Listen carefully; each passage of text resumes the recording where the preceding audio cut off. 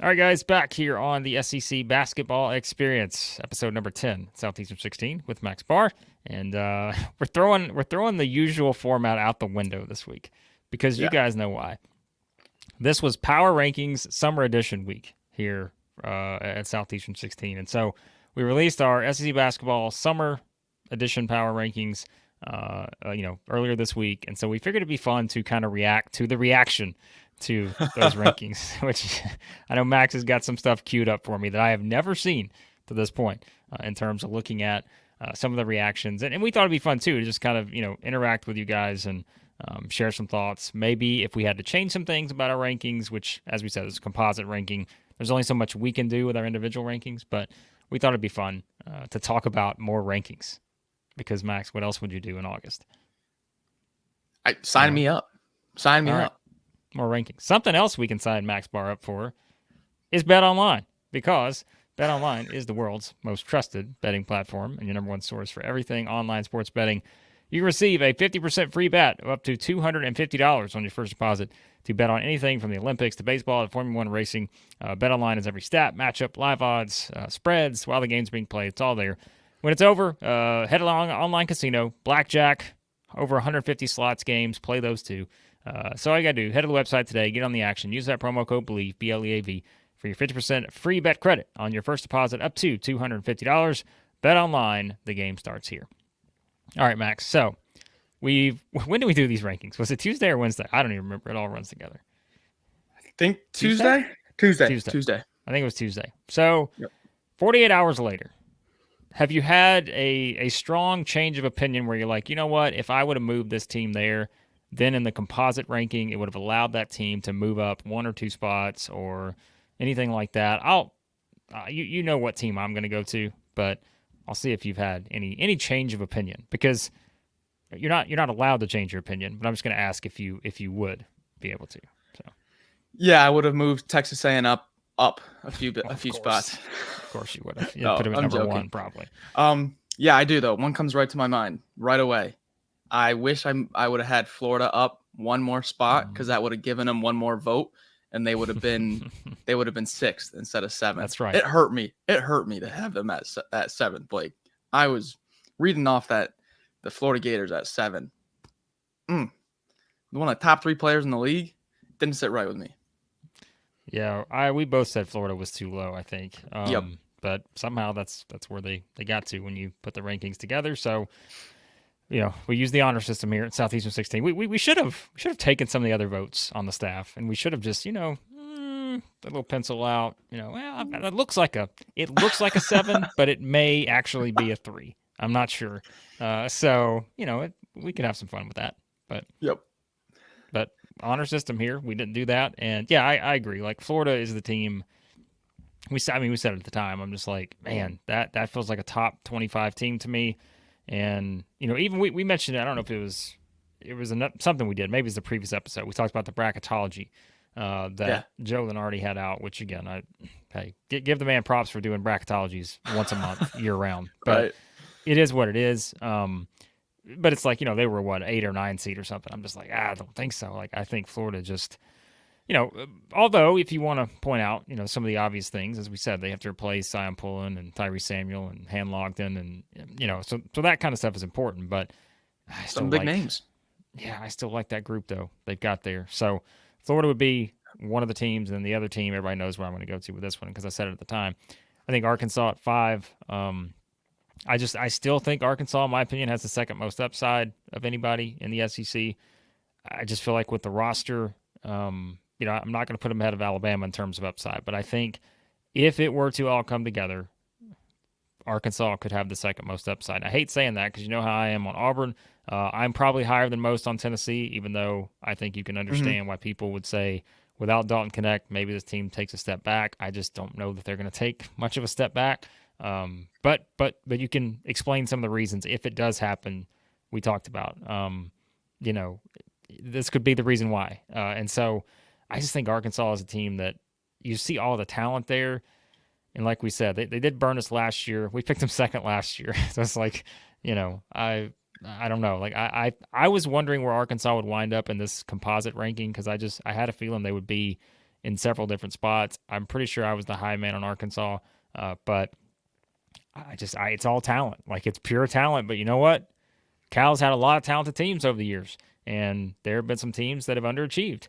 I don't know if this team will be a team that underachieves, but if you're looking at recent history, again, you can understand why maybe some people are a little more hesitant on Arkansas to wait to see how this all fits together. I think that's all it is. I think people can see the talent, kind of the excitement with all those highly rated freshmen, Flan, Knox, Richmond. You know, we've done videos on those guys. Super excited for them. But it's just kind of that, like, well, one, we were super high on Arkansas last year, and I kind of have that, little trigger shy. And then two, Cal's had what you said. Cal's had the talent in previous years, and it hasn't come together in the postseason. So kind of combine those two things, and I can see the doubt is warranted. But I can also see on the flip side, you got to look at the talent. You got to accept the talent's there. So if you do want to have them in that top 4, top 3, you're not going to get a strong counter argument from me. Mississippi State's another team, I think, that I would look at, and I think we both had a tough time being like, how did they wind up down here? Now, remember, they did wind up at, what was it? I think 10 or 11, maybe? Tied with South Carolina at 11. Okay, so South Carolina, that was the tie. So, yeah, so again, tiebreaker, like that was part of it too. And so, because we had the Missouri Ole Miss tiebreaker before that, I think. So it's all those teams kind of jumbled together. So theoretically, based on the composite, if the coin flip goes the way of Mississippi State, or you get one more vote here or there, they move up to 9. Which at that point, I think you're an NCAA tournament team. I still think Mississippi State is right there in terms of NCAA tournament possibility. And I mean, Hubbard, Kugel, Matthews, that's a tough trio right there in your starting lineup. But I think it's some of the things you explained when we talked about them. Like, it's kind of beyond that and trying to figure out what you're going to get from a lot of other places. No Tolu Smith there now, who was just such a big part of everything. And I'm curious to see too, like, how does that change Josh Hubbard's game any, with a different front court now, where you did have Tolu Smith kind of be able to take some of that pressure off. And I don't know. We'll see. So Mississippi State's probably another team that I had a hard time looking at and saying, oh, man, it probably is not the 11th team or whatever in the SEC. But I don't know. We'll see. And, of course, South Carolina, follow Mont Paris. Like, come on, what are we doing? But that's more strategic, I think, for everyone on the staff. Yes, to vote there's South levels Carolina to that. lower, knowing that means they're going to finish higher. So yes, precisely. Yeah, I mean, hey, if you want to talk about backcourts, Blake, we're not talking about number 11th backcourt with Mississippi State. No, it's everything else. I like how you said, I wonder how Hubbard's game may change without Tolu Smith. I think that's a question that is worth asking, because this is going to be a perimeter-oriented offense, like probably the most perimeter-oriented offense in the league, with the lack of the back-to-the-basket scoring. And Cam Matthews is not a back-to-the-basket guy. He's a cutter, slasher, transition rim runner. So you're not going to have that, let's dump it down into the post. You're just not going to, so some questions. We'll see. All right. Well, some questions we may have, but some questions others may have too, when it comes to the reaction to this. And again, guys, we're going to have some fun with this. So if you see your comment pop up on the screen, as always, like, we do not take this too seriously when it comes to the rankings. We know we're going to be made to look like idiots when some of these come out. And again, we should have had the other staff members who voted in this on this video, but we're the ones who have to sit here and take, the hit for it. But I think we do not take this too seriously. We are just trying to group teams together like everyone else does when it comes to rankings. And yeah, like, I hate doing these. I say it every year. Like, I hate rankings, but hey, that's what we have to do, Max. So let's get to it. Give me some of the reactions. I've never seen these before. I have not looked at any of them myself. So I'm curious to see what some of these strong opinions are on our summer power rankings.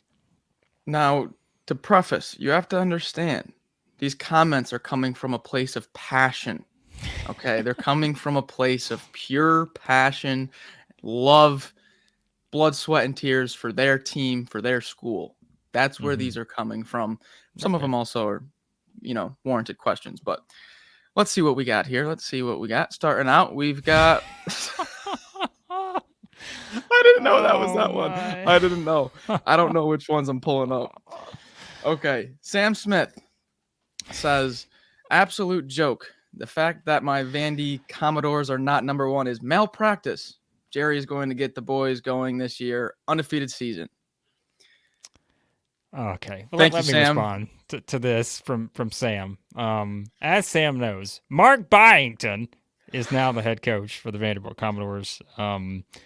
I think he already knows that. And yes, Vanderbilt was not number one in our composite staff rankings for the summer. But again, the key word there is summer, Sam. They could move up by the time we get to our preseason rankings, which will probably come out in October sometime. Usually we do our summer ones like in June. And as you can tell, we were a little bit behind this summer. So we will still do our updated preseason one. So with your help, we may try to push Vanderbilt up a little bit. I don't think they're going to get to number one, but I think you're going to be okay with that as the noted Tennessee fan of the group. I don't want to, I don't want to out anyone there, but Sam, you're a Tennessee fan. Let's not kid ourselves here. So, surprised you weren't bringing up Purdue somehow in this comment, but nonetheless, guys, if you want to see Sam in the flesh, live in his element, we're going to be doing live streams all year long, multiple times a week. And that's where you really see Sam. That's where he shines in those live streams. So join in our live streams. Has Sam ever left a super chat? In all the comments that he's done on the live streams, has Sam ever left a super chat?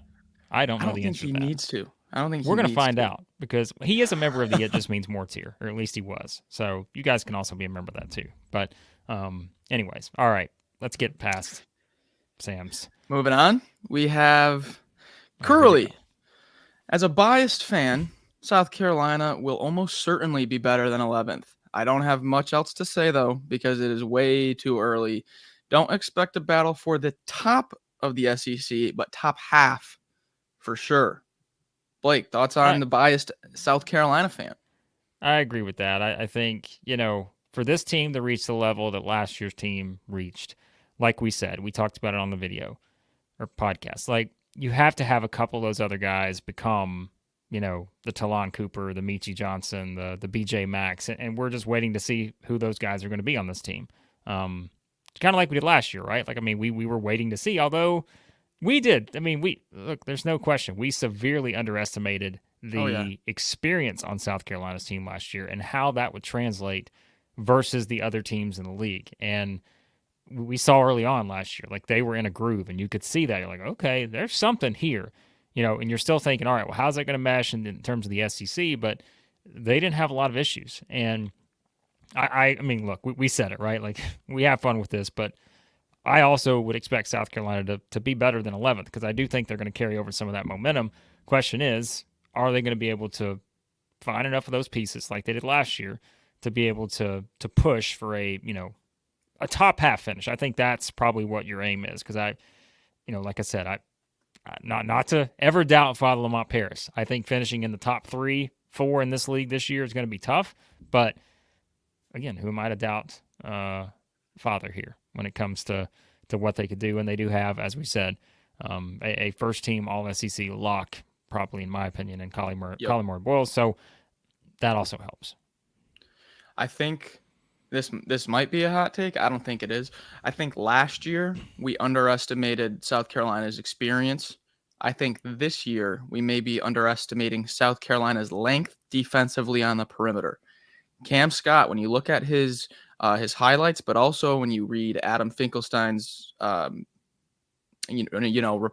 scouting report of him, and you look at a few other recruiting sites, his length and his defense, his ability to steal and cut passing lanes, that's one of Cam Scott's best attributes. And you combine him right next to 6'7" Zachary Davis, who we were really high on last year defensively to close the year.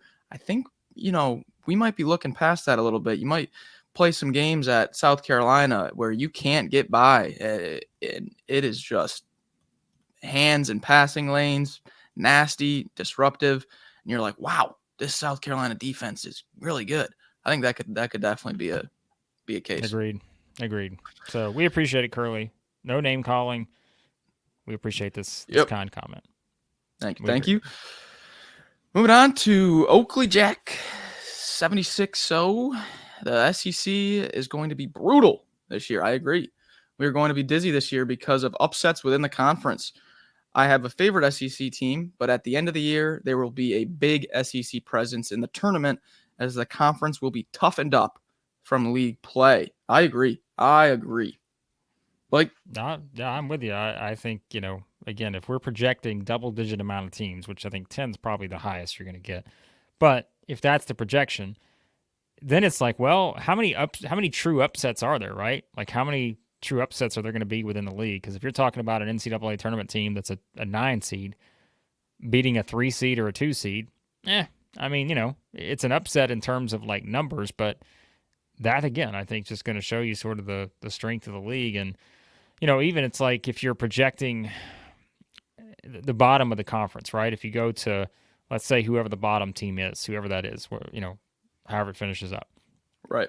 I don't think we're gonna have a team this year that, sorry Missouri fans, but like I don't think you're gonna have a team this year that goes winless. Like I think you're gonna have a lot of opportunities for even those bottom tier teams. Now again, just by nature of the math, someone is probably gonna finish with like 3 wins or something like that. But you just don't know based on, kind of the way this thing's going to go. And so you are going to have some of those upsets. And this is the strongest the conference has been in a while. And yes, by adding 2 teams, I think you just naturally expect that. But as we said, I mean, where did Texas finish in our composite ranking? Were they 7th, 8th? So Yep. like, even then, I mean, for some people, Texas is a projected top 20 or top 25 team heading into the season. So, I mean, that's pretty good. Like that's half your league right there. And if it's a top 25 team, then you're doing okay. So, it'll only help when it comes to the tournament because, as we said, I mean, that's the thing with the SEC, right? For as good as the SEC has been in the regular season in some of these years, the tournament, there have just been, some spots where you're just like, man, that feels disappointing to come out of there and see how, it's impacted the league. Now, that's probably been in recent years where, I mean, remember last year, the way it started, right? Everybody was jumping on the SEC, and then, of course, Tennessee makes the run, Alabama makes the run. Things are okay by the end, but yeah, I think, seeing how the experience factor and all that has come in, and we said, Mac, the SEC has loaded up on experience this year. So that should translate when it comes to getting, 9+ of these teams in the tournament. Yeah, and when you look at the KenPom finishes for the conference last year, so the conference got eight teams into March. 7 of those 8 teams were top 35 on KenPom. The 8th team was South Carolina. They were 54th. The computers didn't really like their non-con, and a few of their big wins were just by like a few points, so computers were a little bit low on them. But still, that's 8 teams in the top 54, 7 teams in the top 35. You think the league gets better. I mean, you could be looking at 9, 10 teams in the top 40. You could be looking at the SEC could have 1/4 of the entire top 40. That's not too far-fetched, and that's crazy to think about. So, yeah. No. Thanks for the comment, Jack. Moving on here. We've got, okay, here we go. This is what I talk about. Passion. Here we go. Here's the passion. Now Here's it's the time. Passion. At Blue Blood Arkansas basketball. Clickbait. Give it to me. To get Arkansas and Kentucky fans to comment. No reasonable explanation for Tennessee or A&M in front of Arkansas. We are 3 times more talented than Auburn. Blue Blood Arkansas basketball. All right, so I see here, by virtue of what we see on the screen, there are 8 likes on this one. There are 12 replies, which I'm guessing could get interesting. It could get interesting. I have no idea what the replies are, but I'm guessing it's gotten interesting in there. I will say this. So, I mean, look, he's speaking to my heart here because, as I said, I think Arkansas was the team that was probably undervalued the most here in our composite ranking. So he's not blaming me. I can tell you that. But I will say that, no explanation for Tennessee or A&M in front of Arkansas. I mean, look, I'm not going to disagree with the fact that talent, right? I said, I mean, what did I say to start this show? I said it's talent-wise, I think Arkansas is the second most talented team in the SEC. But, Max, how many years now have we ranked teams based on talent and it's not panned out? Was Kentucky more talented than Oakland? Yes. Yeah. Was Auburn more talented than Yale? Yes. Was Arkansas more talented than their whatever place finished last year? Yes. Like this is just how it works. Like sometimes Yep. you are just trying to and I can understand. Like again, I know where I rank teams. I don't know exactly where you ranked everyone. I don't know where everyone else ranked everyone, but I was the high man on Arkansas. I agree in that I think if they're it's wild because last year if there was a team we overrated the most, it was Arkansas. This year, I think if there's a team we're underrating the most, it's Arkansas. And so I will just say that. Like I would agree that sometimes when you're doing preseason rankings, it is very easy just to go based on talent and the known, as we said.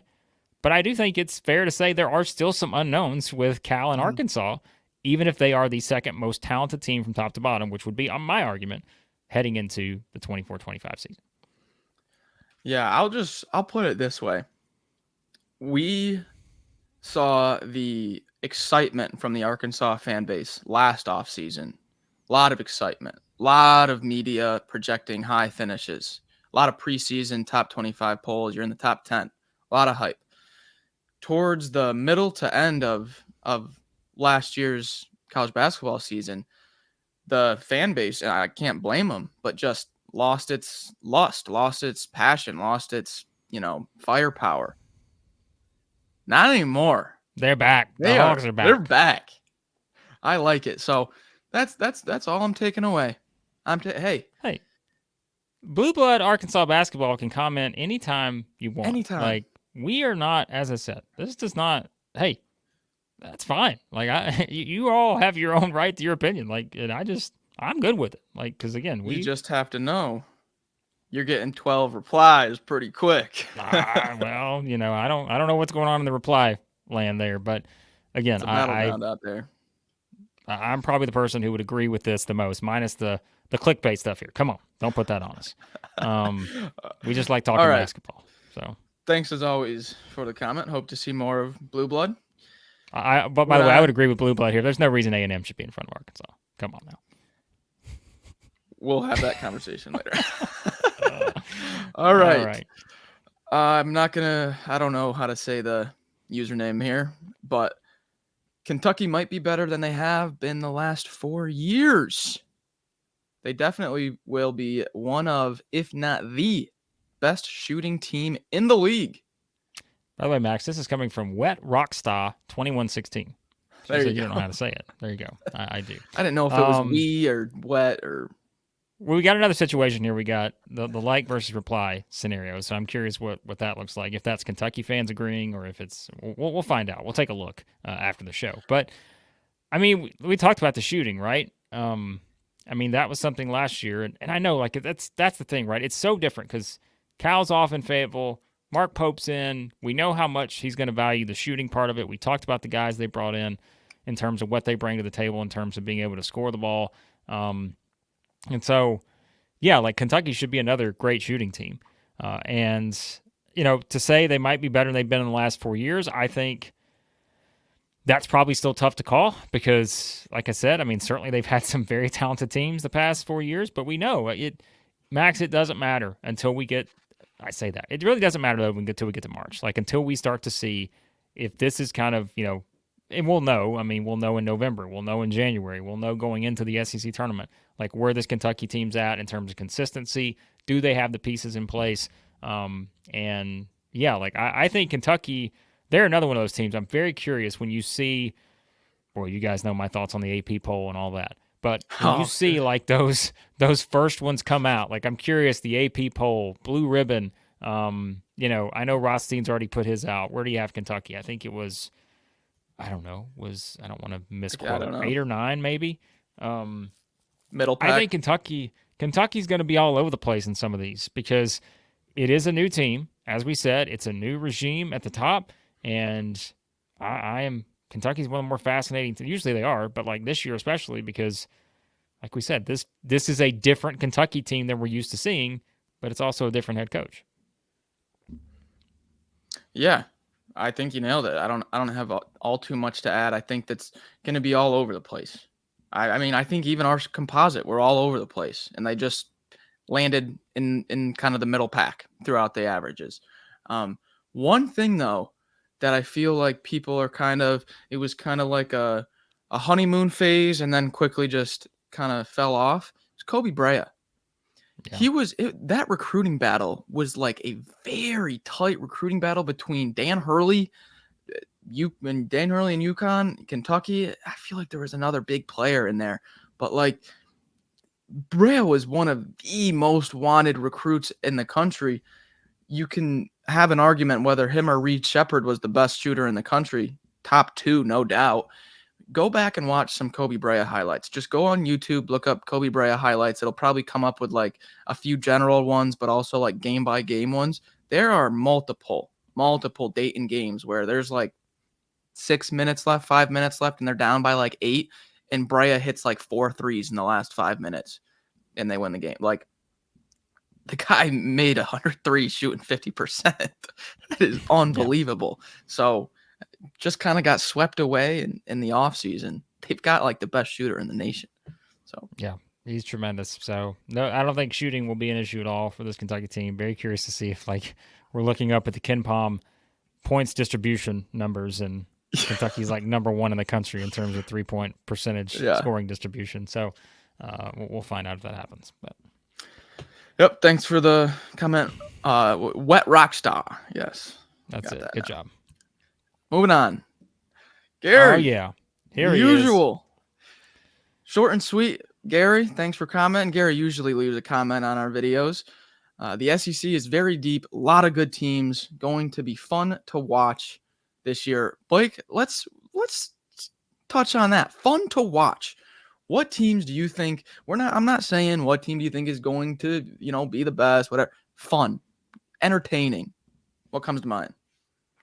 Well, first of all, shout out to Gary. Another South Carolina fan. Gary has been following our stuff from the beginning, followed my stuff before we even got to Southeastern 16. So I always appreciate Gary chiming in. The most exciting team to watch will be Alabama.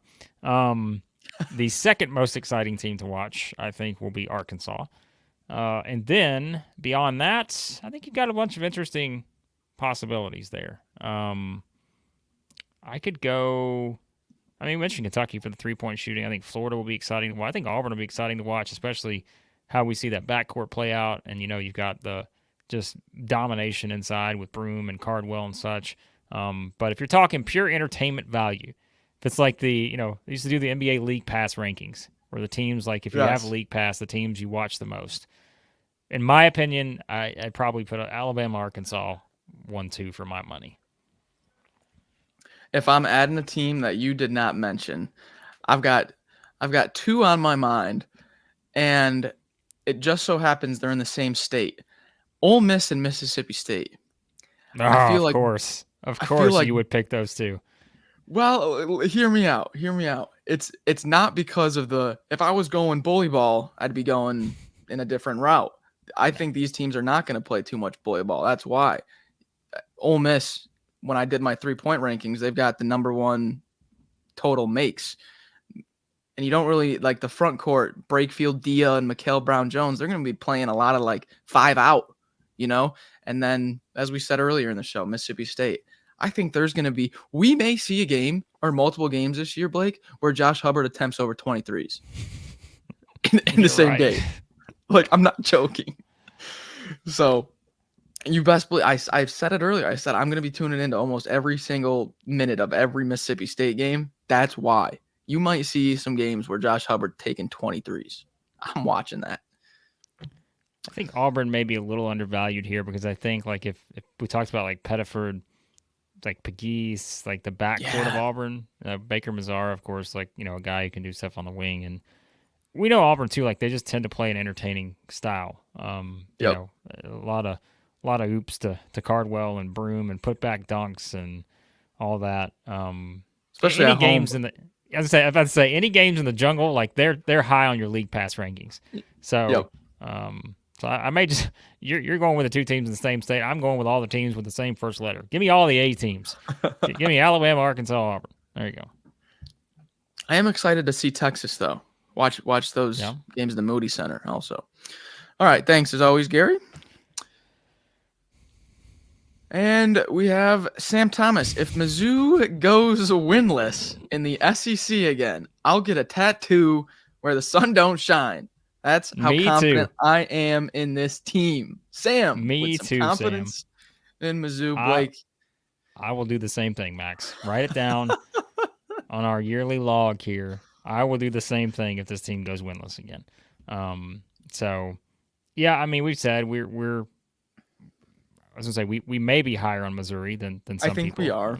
I think we are, but we tend to overcompensate here. Again, maybe we overcompensated with Arkansas, where we were like, man, they pissed us off so much last year. You know what, Arkansas, you're going down the rankings. But maybe with Missouri, it's like, all right, they disappointed us so much last year.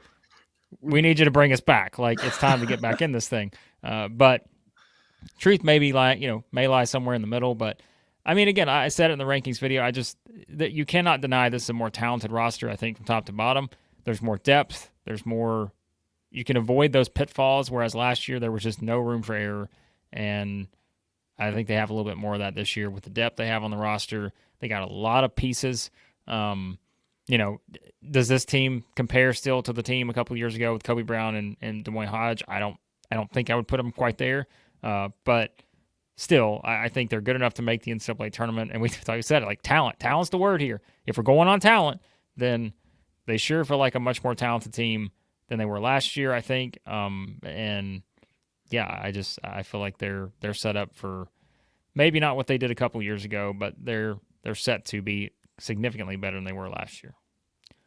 Well, I don't think they have quite the same makeup of the team a few years ago with as far as the 3-point shooting and Right. everything. But kind of how last year we underestimated South Carolina's experience. When you look at this Missouri team, they might not have loads of shooting. I know they brought in Cruz, who's going to be one of the best shooters, but Tony Perkins, multiple years starting in the Big Ten. Mark Mitchell, multiple years starting in the ACC. Caleb Grill, multiple years starting in the Big 12. You just kind of, and that Josh Gray, multiple years of, I don't know, wouldn't say starter, but getting consistent minutes in the SEC. You have a lot of high major guys that have played a lot of high major basketball, and regardless of their skill sets, that's going to win you games. It's going to win you games. So, yeah, I agree. Thank you, Sam. And we're on to the last one. Here, Blake. Wrapping up. What do you mean we're not going to pull up every single one of them? I wish we could. We could. We can't do that. Maybe there's a part 8 at some point. Yes. And on to the last one, we have my bold prediction is that the Missouri offensive line wins the Joe Moore Award for the best offensive line in the country and everything else that you already said. Wait a second. Hold on a second. Are we? All right. So that was a great transition to go from the last comment to this comment, because now we're like, wait a second. Now, hold on a minute. Now, I'm going to assume this was a comment that was meant to be on the SEC Football Hour episode. Didn't we do offensive line rankings? Didn't Chris and Chase do offensive line rankings recently? I think they did last week. Okay. So maybe this was meant for that show. But we're gonna stick to the part that says and everything else we already said. But I agree. The Joe Moore Award is going to the Missouri offensive line. I thought it was. I was going down. I thought that was hilarious. But I thought we could have some fun with it. We can turn this into a little bit of a bully ball. I knew you were going to do that. Okay. If there was a preseason Joe Moore Award, if you had to put these guys on the offensive line, is that what you're saying? You had to put one of these teams and make one of these teams an offensive line. Which one are you going with? All right. What line is creating the largest yards per carry for their backfield? Okay, so you got to go with the guys that are just, you got to go with a big group that is kind of, built like a rock. All right, so initially I'm gonna scan the list here. Boy, there's a lot of weight on that Alabama front court. Sure is. Auburn. Auburn's a front runner here with Broome and Dylan Cardwell leading the way. That may be the early front runner for me. Boy, I tell you, Florida's got some deceptive big guys in their front court. Although I like it more if Tyrese Samuel was still there. Kentucky's got some. I mean, Amari Williams 265, Brandon Garrison 245. So the Cats have got Otega some Owe stuff is Owe too. He's a we talked tank. about him. He's Mississippi State's got. I mean, just by virtue of having Cam Matthews, that's a choice. Yep. Actually, I'm looking everybody on the depth chart here for Mississippi State. Power forward or center, they're 6 deep, both combined here. Everyone's 230 or higher, so that also may be a possible one. Now, you got to remember, Missouri's got Peyton Marshall and Josh Gray. Missouri has 300 and 265. So, again, it's not just about the weight, but it is kind of about the build, right? We're talking offensive line here. So, all right, so that, boy. That's a big one. I think Missouri is one of the front runners because we know Josh Gray. Josh Gray is a tank, too. But I'm willing to bet you may go like Texas A&M on this. The thing with A&M is they're super athletic, but they're not too heavy. They only have 2 guys over 220. You really just need strength. I mean, again, the weight really doesn't matter. It's a pure, strong initial burst is what you need here from your offensive line group. So, I mean, I'm running behind. I might just put Peyton Marshall at right guard, put Josh Gray at right tackle, and I'm running behind them every play. Well, so maybe he had it right. Maybe he's right. Missouri offensive line. Maybe that was the point. That was the whole deal here. This is the offensive line. We're going with Missouri. If not, if you did not go with Missouri, I would go. Well, I tell you, Kentucky's intriguing, but I might go Auburn just because I think leading the way with Broome and Cardwell. We've seen Dylan Cardwell hulk up after the dunks. Oh yeah, that's a guy who I think ball is snapped. No one's getting through to Peyton Thorne if you got Dylan Cardwell up there. But 6'11". Can you imagine a quick pitch and Dylan Cardwell's the pulling guard? Here's the problem. You could probably only do the quick pitch because you can't have your quarterback throw over Peyton Thorne. I mean, throw over Dylan Cardwell.